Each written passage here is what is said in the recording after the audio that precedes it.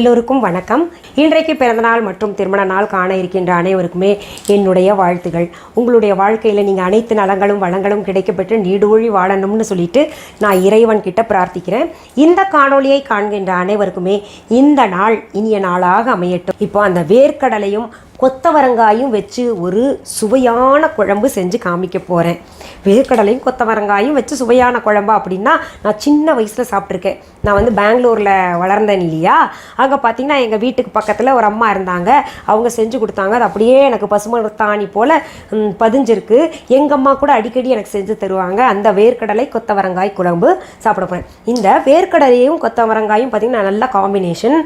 இதில் இருக்கக்கூடிய சத்தே தான் பார்த்திங்கன்னா கொத்தவரங்காயிலையும் பெரும்பாலும் இருக்குது. நிறைய பேர் கொத்தவரங்காய் வேண்டாம் அப்படின்னு தவிர்க்கிறாங்கல்ல, அது தவிர்ப்பது தவறு. இது ரெண்டு சேரும்போது பார்த்திங்கன்னா இந்த வேர்க்கடலையில் என்ன மருத்துவ குணம் இருக்கோ அத்தனையும் பார்த்திங்கன்னா கொத்தவரங்காயிலும் இருக்குது. அதனால் அந்த குழம்பு சாப்பிட்டோம்னா ரொம்ப ரொம்ப உடம்புக்கும் நல்லது, சுவையும் நல்லா இருக்கும். சரி, இப்போது இந்த வேர்க்கடலை கொத்தவரங்காய் குழம்பு செய்வதற்கு தேவையான பொருள்கள் என்னென்னு பார்க்கலாமா? 1/4 கிலோ கொத்தவரங்காய் எடுத்துக்கிட்டு நல்லா அலசிட்டு சுத்தப்படுத்திக்கிட்டு நம்ம விரல் நீள அளவுக்கு கட் பண்ணி வச்சுக்கோங்க. அப்புறம் ஒரு பெரிய வெங்காயத்தை பொடியை நறுக்கி வச்சுருக்கேன். அடுத்தது வேர்க்கடலை. இதுவும் பார்த்திங்கன்னா உங்களுக்கு கிட்டத்தட்ட ஒரு 200 இல்லை 1/4 கிலோ எடுத்துக்கோங்க. பாருங்கள், தோலோடு இருந்த பச்சை பருப்பு தான் வாங்கிட்டு வந்து சுத்தப்படுத்திட்டு அதுவும் ஆஞ்சு வச்சுருக்கோம். அடுத்தது தேங்காய் துருவல் 2 டேபிள் ஸ்பூன், தக்காளி மீடியம் சைஸ் 3, வரமிளகாய் 8, கொத்தமல்லி இலைகள் சிறிது, சோம்பு 2 டீஸ்பூன், பூண்டு ஆப்ஷனல் தான், இதுவும் 4 அல்லது 5 பூண்டு பற்கள், கறிவேப்பிலை இலைகள், புளி சின்னதாக இத்தூண்டு போதும், புளியங்கொட்டை அளவு, நம்ம வீஹா சாம்பார் தூள், அது இல்லைன்னா வேறு ஏதாவது சாம்பார் தூள் எடுத்துக்கோங்க, 1 டீஸ்பூன், மஞ்சள் தூள் 1/2 டீஸ்பூன், இப்போ நிறையா சேர்த்துக்கணும், பட்டை சின்ன துண்டு, கிராம்பு 5, உப்பு இந்த உப்பு நான் எடுத்திருக்கேன். உங்களுக்கு என்ன உப்பு வேணுமோ நார்மல் அதே போட்டுக்கலாம், வர கொத்தமல்லி 1 டீஸ்பூன், சீரகம் 1 டீஸ்பூன். இந்த எண்ணெய் கூட வேர்க்கடலையிலேருந்து, அதாவது கடலை எண்ணெய் தான் பயன்படுத்துகிறேன். கோல்டு கம்ப்ரெஸ்ட் ஆயில் தான் நான் பயன்படுத்துவேன் எப்போவுமே. அதுதான் ரொம்ப ரொம்ப நல்லது. நம்ம VHA.online கொடுக்கக்கூடிய கடலை எண்ணெய் இதுதான். இப்போது ஒரு குக்கர் எடுத்துக்கோங்க. அதில் இந்த கொத்தவரங்காயை போட்டுக்கலாம். அடுத்தது வேர்க்கடலையும் போட்டுக்கலாம். அடுத்தது தேவையான அளவு உப்பு சேர்த்துக்கலாம்.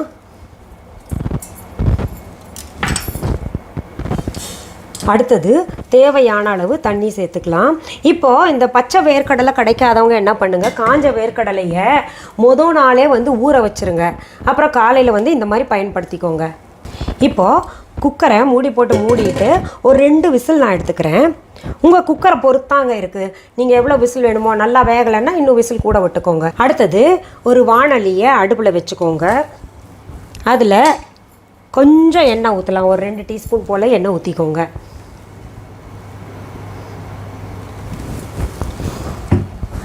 அது சூடாகட்டும்.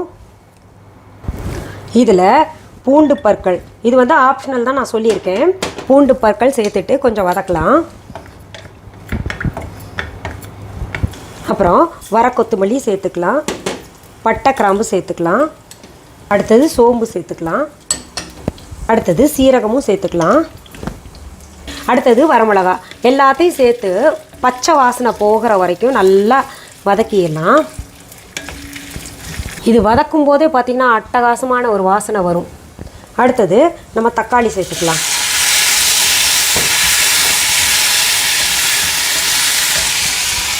இதுலேயே புளியும் போட்டுக்கலாம். நான் ஏற்கனவே சொல்லியிருக்கேன் உங்களுக்கு, புளி கரைசையில் காட்டிலும் நான் இந்த மாதிரி நான் வதக்கி போட்டு செய்வேன். ரொம்ப சுவையாக இருக்கும், பச்சை வாசனை இருக்காது அப்படின்னு. அதனால் புளியும் பார்த்திங்கன்னா வதக்கிற பொருளையே போட்டுருவேன். இதில் சும்மா 2 கருவேப்பிலை போட்டுக்கலாம். மீதம் தாளிக்கறக்கு வச்சுக்கோங்க. 2 கருவேப்பிலை மணத்துக்காக தான். அப்புறம் கொத்தமல்லி மணத்துக்காக கொஞ்சம் சேர்த்துக்கலாம். மீதம் அப்படியே வைங்க, கடைசியில் நம்ம போடணும். தாளிக்கிற கருவேப்பிலை பயன்படுத்தணும். அப்புறம் கொத்தமல்லியும் பயன்படுத்தணும். நம்ம மேலே போட்டு அலங்கரிக்கணும்.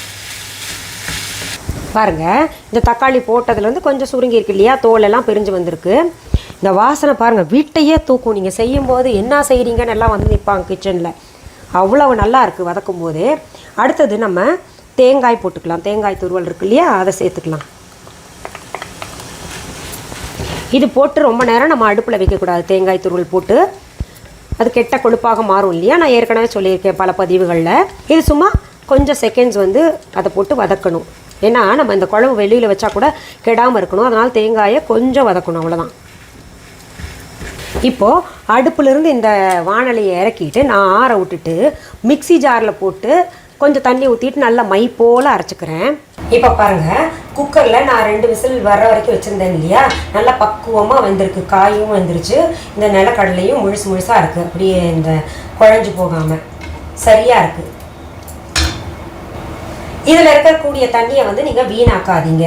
ஏன்னா இதில் சத்து இருக்கும் இல்லையா, அதனால் நம்ம தண்ணியை தூக்கி எறியக்கூடாது. இது குழம்புல தண்ணி போடுறதுக்கு பயன்படுத்திக்கலாம். அப்படியே இருக்கட்டும், எடுத்து வச்சிடலாம் தனியாக. அடுத்தது மிக்ஸி ஜாரில் நம்ம மசாலா பொருட்கள் எல்லாம் போட்டு தண்ணி ஊற்றி நல்லா மை போல் அரைச்சிக்கிட்டேன். இதை கூட அப்படியே வச்சுக்கலாம். மிக்ஸி ஜாரில் மசாலா ஒட்டி இருந்துச்சுன்னா தண்ணி ஊற்றிட்டு நல்லா கலந்து இந்த குழம்புல ஊற்றணும். அடுத்தது இன்னொரு வாணலியை நம்ம அடுப்பில் வச்சுக்கலாம். வாணலி காஞ்சிருச்சு. தேவையான அளவு எண்ணெய் ஊற்றிக்கலாம். சும்மா 2-3 டீஸ்பூன் போட்டால் போதும். எண்ணெய் நல்லா சூடாயிடுச்சு. அதில் கடுகு போட்டு பொரிய விடலாம், வெடிக்க விடலாம். அடுத்தது வெங்காயத்தை சேர்த்துக்கலாம். நம்ம இது நல்லா வதக்கணும்.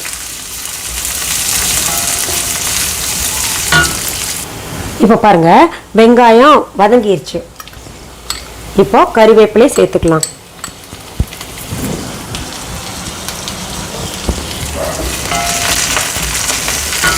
அப்புறம் அரைச்சி வச்சுருக்கோம் இல்லையா, இந்த மசாலா பொருள்களை சேர்த்துக்கலாம். மிக்சியில் இருக்கக்கூடிய பொருளை போட்டுக்கலாம். அது ஒட்டி இருந்துச்சுன்னா தண்ணி ஊற்றி நல்லா கலந்து போட்டுக்கலாம். இப்போ இதை இன்னொரு முறை வதக்கணும். இதில் சாம்பார் தூள், மஞ்சள் தூள், மஞ்சத்தூள் கொஞ்சம் கூட தான் நான் போட்டிருக்கேன். ஏன்னா இப்போதைய சூழ்நிலைக்கு மஞ்சத்தூள் நிறைய சேர்க்கணும் இல்லையா. அடுத்தது மீதம் வச்சுருந்தோம் இல்லையா கொத்தமல்லி இலைகள், அது கொஞ்சம் சும்மா மேலாக அலங்கரிக்கிறதுக்கு மட்டும் தூண்டு வச்சுட்டு மீதம் எல்லாத்தையும் போட்டுக்கோங்க. கொத்தமல்லி சமைக்கும் போது போட்டிங்கன்னா தான் குழம்பே ரொம்ப சுவையாக இருக்கும். பொதுவாக எல்லாருமே கார்னிஷ் பண்ணுறதுக்கு மட்டும்தான் இதை பயன்படுத்துகிறாங்க. அதை காட்டிலும் நம்ம குழம்புல போட்டுருவோம், ரொம்ப நல்லாயிருக்கும். அடுத்தது உப்பு கொஞ்சம் பார்த்து போடணும். ஏன்னா நம்ம அந்த நிலக்கடலையும் கொத்தவரங்காயும் வேக வைக்கும் போது கூட போட்டிருக்கோம். அதனால் பிறகு நம்ம கொஞ்சம் போட்டிப்போம், பிறகு பார்த்து சேர்த்துக்கலாம். இதை நல்லா வதக்குங்க. இப்போ வதக்கணும்னா ரொம்ப வதக்கணும்னு அவசியம் இல்லை. ஏன்னா ஏற்கனவே நம்ம எல்லாத்தையும் வதக்கிட்டு தான் இது பண்ணியிருக்கோம் இல்லையா. இப்போ பாருங்க, சும்மா 1 நிமிஷம் வதக்கிட்டு நம்ம இந்த மிக்ஸி ஜார் கழுவிட்டு தண்ணி ஊற்றிக்கலாம். அதில் இந்த வேக வைத்த கடலையும் கொத்தவரங்காயும் சேர்த்துக்கலாம். இப்போ பாருங்கள், இந்த குழம்பு எவ்வளோ தளதளன்னு கொதிச்சுக்கிட்டு இருக்குல்ல, சத்தத்தை பாருங்கள். இந்த வாசனை வீடு முழுக்க போயிட்டு என் பசங்க என்னவோ புதுசாக சமைக்கிறோன்னு சொல்லிட்டு ஓடி வந்து பார்த்துட்டு போகிறாங்க. இந்த குழம்பு தான் செய்கிறேன் அப்படின்னோடனே சரி சீக்கிரம் செய்யுங்க, சாப்பிட்ணும் அப்படின்றாங்க. இது இப்போ நான் உங்களுக்கு கலந்து காமிக்கிறேன் பாருங்கள். இப்போது இந்த குழம்பு எல்லாத்துக்கூடையும் சாப்பிட்லாம். நம்ம இட்லி, தோசை கூட, சப்பாத்தி கூட, சாதத்து கூட. நீங்கள் சாதத்து கூட சாப்பிட்றதா இருந்தால் இந்த அளவுக்கு ஊற்றி சாப்பிட்ற மாதிரி எடுத்துருங்க. இல்லை நம்ம வந்து இந்த ரொட்டி கூட சப்பாத்தி கூட எல்லாம் சாப்பிட்ணுன்னு நினச்சிங்கன்னா இன்னும் கொஞ்சம் கொதிக்க விடலாம், கொஞ்சம் கெட்டிப்படட்டும். பாருங்கள், இப்போ சரியான கெட்டி பதத்தில் இருக்குது. அதாவது சாதத்துக்கும் ஊற்றி சாப்பிட்லாம். மீந்து போனால் நான் சாயந்தரம் சப்பாத்தி செய்வேன்ல, அது கூட பிள்ளைங்க சாப்பிட்ற அளவுக்கு 2க்குமே 2 in 1. இல்லை தோசை கேட்டாங்கன்னா திடீர்னு தோசை இட்லி கூட சாப்பிட்லாம். அந்த அளவுக்கு கொஞ்சம் கெட்டியாகவே நான் இறக்கிறேன். ஒரு சிலர் என்கிட்ட கமெண்ட்ஸில் கேட்டிருக்கீங்க, நீங்கள் தினமுமே பாஸ்மதி அரிசி தான் சாப்பிடுவீங்களா அப்படின்னு. நாங்கள் பொதுவாகவே வீட்டில் ஒரே விதமான அரிசி சமைக்கிறது கிடையாது. ஒரு நாளைக்கு கைக்குத்தல் அரிசின்னா, இன்னொரு நாளைக்கு கேரளா குண்டரிசி சிகப்பரிசி இருக்கு இல்லையா அது, அப்புறம் வந்து புழுங்கல் அரிசி, பச்சரிசி, அப்புறம் இந்த பாஸ்மதி அரிசி, இந்த மாதிரி எல்லாமே திணை அரிசி, கினோவா, இது போல் நிறைய வெரைட்டி இருக்குது. அதில் மாற்றி சாப்பிடுவோம். பெரும்பாலும் இந்த பாஸ்மதி ரைஸ் என் பிள்ளைங்களுக்கு பிடிக்குன்றதுனால நான் பாஸ்மதி அரிசி செய்கிறேன். ஆனால் எல்லா வகையான அரிசியும் சேர்த்துப்பேன். நான் இப்போ சொன்னேன்ல, இந்த கேரளா குண்டு அரிசி, சிகப்பரிசி, கைக்குத்தல் அரிசி, இந்த வகையான அரிசி எல்லாம் பார்த்திங்கன்னா நம்ம viha.online இருக்குது. மாப்பிள்ளை சம்பா அரிசி, மூங்கல் அரிசி, மாப்பிள்ளை சம்பா அரிசி, யானை கவுனி அரிசி, மூங்கல் அரிசி, இந்த அரிசி அத்தனையுமே நம்ம viha.online இருக்குது. இப்போ viha.online பொருள்கள் போட்டால் கிடைக்குமா அப்படின்னு கேட்டுக்கிட்டு இருக்கீங்க. நிச்சயமாக இந்த கொரோனா வைரஸ் எல்லாம் அழிஞ்சிரும். அது எப்போ உங்களுக்கு சப்ளை பண்ணலாம், எல்லா டிரான்ஸ்போர்ட்டேஷன்லாம் ஆரம்பிக்கலாம்னு சொல்கிறாங்களோ அதற்கப்புறம் பார்த்திங்கன்னா நாங்கள் ஃபாஸ்ட்டாக சர்வீஸ் கொடுப்போம். நீங்கள் ஆர்டர் ப்ளேஸ் பண்ணணுன்னா தைரியமாக ஆர்டர் இப்போ ப்ளேஸ் பண்ணிக்கோங்க. அந்த ஆர்டரை பார்த்துட்டு நாங்கள் பேக் எல்லாம் பண்ணி வச்சுருவோம். ரெடி ஜூட் அப்படின்ட்டாங்கன்னா நாங்கள் அனுப்பிடுவோம்.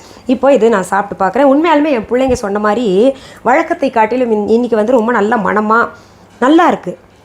எப்படி தெரியும்னு கேட்குறீங்களா? அந்த மணத்தை பார்த்துட்டு உப்பும் பார்த்தேன், அந்த சாக்கில் கொஞ்சம் அப்படியே டேஸ்ட் பண்ணி பார்த்தேன். அப்படி ஒரு டேஸ்ட்டு. அதான் சிலர் சொல்லிட்டு இருக்கீங்களே, என் பிள்ளை சாப்பிடவே மாட்டேங்குதுன்னு.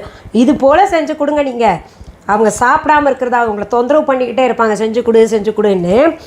அப்படி ஒரு சுவைங்க. சின்ன பிள்ளைங்கள்லாம் பார்த்து சொல்லுவாங்க, ஆண்டி எங்களை பார்க்க வச்சு சாப்பிட்றீங்களே ஆண்டின்னு. பிள்ளைங்களா, இப்போ தான் இதுதான் சாக்கு, வீட்டில் தான் இருக்காங்க எல்லோரும், அதனால் செஞ்சு தர சொல்லுங்கள் அம்மா அப்பாட்ட. ஆஹா, போதும். இதுக்கு மேலே உங்களை பார்க்க வச்சு சாப்பிட விரும்பலை. இதில் இன்னொரு ரொம்ப முக்கியமான விஷயம் நான் சொல்ல மறந்துட்டேன். கர்ப்பிணி பெண்களுக்கு இந்த நிலக்கடலை ரொம்ப ரொம்ப நல்லது. அதனால் நல்லா சாப்பிடுங்க. குழந்தைகள் நல்லா உயரமாக வளருவாங்க. அவங்க எலும்பெல்லாம் நல்லா உறுதிப்படும் வயிற்றில் இருக்கும்போதே. அதனால் இந்த குழம்பை, கொத்தவரங்காயும் ரொம்ப நல்லது கர்ப்பிணி பெண்களுக்கு. இந்த குழம்பை அடிக்கடி செஞ்சு நீங்கள் சாப்பிட்றது ரொம்ப நல்லது. அப்படி இல்லைன்னா நிலக்கடலையில் சட்னி, இதெல்லாம் பீனட், அதெல்லாம் நீங்கள் சாப்பிட்டீங்கன்னா ரோஸ்டட் பீனட் ஏதோ ஒரு ஃபார்மேட்டை நீங்கள் சாப்பிடுங்களேன். ரொம்ப நல்லது. குழந்தைங்க நல்லா உறுதியாக வளருவாங்க. எல்லாருக்குமே நல்லது, எல்லா வயதினருக்கும் நல்லது. குறிப்பாக வளரக்கூடிய பிள்ளைங்களுக்கு ரொம்ப ரொம்ப நல்லது. இன்னொன்று கேட்பீங்க, நிலக்கடலையில் என்ன இருக்கே, நாங்கள் சாப்பிட்டா குண்டாயிருவோமா அப்படின்னு கேட்டிங்கன்னா கிடையவே கிடையாது. அது சாப்பிட்றதுனால நம்ம உடம்புல இருக்கக்கூடிய கெட்ட கொழுப்பை அழிக்கும். மாறாக பார்த்திங்கன்னா இளைப்புத்தன்மையை ஏற்படுத்தி கொடுக்கும் இந்த நிலக்கடலை சாப்பிட்டா. அதனால் நிலக்கடலை தினமுமே சேருங்க. நம்ம உடலுக்கு, மனசுக்கு, ஞாபக சக்திக்கு எல்லாத்துக்குமே நல்லது இல்லையா? சரி, மீண்டும் அடுத்த பதிவில் வேற ஒரு நல்ல தலைப்போடு உங்களை எல்லாம் சீக்கிரத்தில் சந்திக்கிறேன். அது வரைக்கும் நன்றி, வணக்கம். அன்பான வாடிக்கையாளர்களே, உங்கள் விஹா ஸ்டோரில் பூஜை பொருட்கள், சிலைகள், ராசிக்கற்கள், வாஸ்து பொருட்கள், விதைகள், பாரம்பரிய அரிசி வகைகள், சிறுதானியங்கள், ஆர்கானிக் பொருட்கள், மூலிகை எண்ணெய், மளிகை பொருட்கள், மரச்செக்கு எண்ணெய், மரப்பொருட்கள், வெள்ளி ஆபரணங்கள், கிஃப்ட் ஆர்டிகல்ஸ், காட்டன் மற்றும் பட்டு புடவைகள், காட்டன் சுடிதார்கள், பட்டு பாவாடை, குழந்தைகளுக்கான விளையாட்டு பொருட்கள், ஹை குவாலிட்டி இமிடேஷன் நகைகள், வீட்டு உபயோக பொருட்கள், ஜூட் பேக்ஸ், ஹேண்ட்மேட் சோப்ஸ், அழகு சாதன பொருட்கள், சிறுதானிய பிஸ்கெட்டுகள், ஹோம் அப்ளையன்சஸ், இன்னும் பற்பல பொருட்கள் விற்பனைக்குள்ளது. விஹா ப்ராடக்ட்களை நீங்கள் வாங்க விரும்பினால் அது எங்களுடைய viha.online வெப்சைட் மற்றும் சென்னை ராஜா அண்ணாமலைபுரத்தில் உள்ள எங்கள் விஹா ஸ்டோரில் மட்டுமே கிடைக்கும் என்பதை தெரிவித்துக் கொள்கிறோம். வேறு எந்த ஆன்லைன் வெப்சைட்களிலும் விஹா ப்ராடக்ட்கள் விற்பனைக்கு கிடையாது என்பதை நீங்கள் கவனத்தில் கொள்ள வேண்டும். எங்கள் விஹா ஸ்டோரின் விலாசத்தை கண்டறிய கூகுள் மேப்ஸில் விஹா ஸ்டோர் என்று டைப் செய்தால் வழியை கண்டறியலாம். www.viha.online வெப்சைட்டிலும் விஹா ஸ்டோரின் அட்ரஸ் உள்ளது.